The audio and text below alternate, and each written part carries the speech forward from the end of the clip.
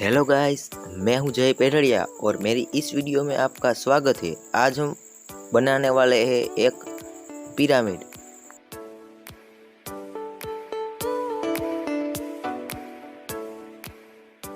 हमें पिरामिड के शेप को कुछ इस तरीके से ड्रॉ कर लेना है।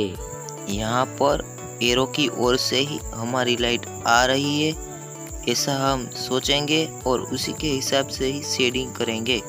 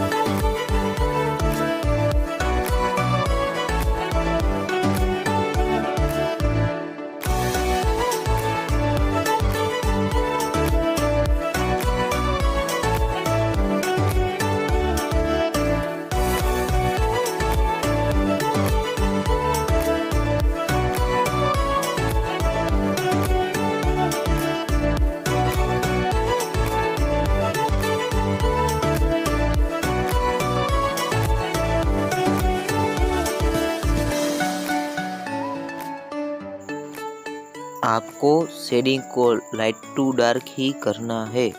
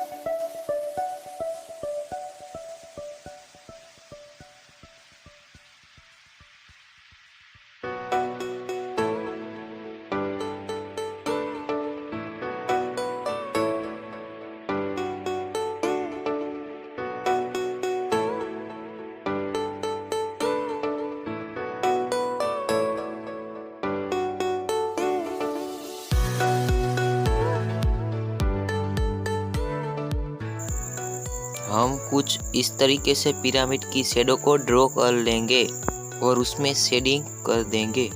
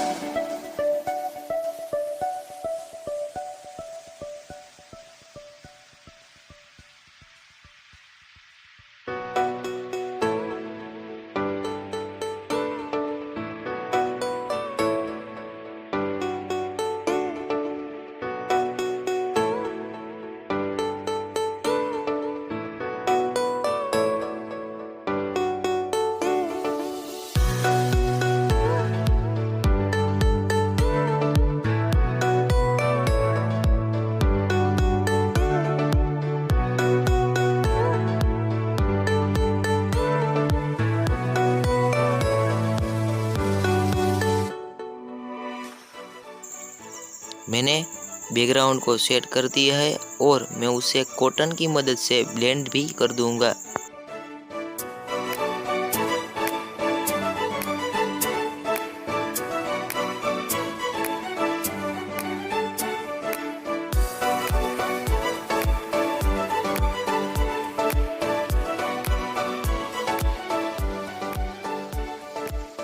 वीडियो पसंद आया है तो लाइक कीजिए, शेयर कीजिए एंड सब्सक्राइब कीजिए।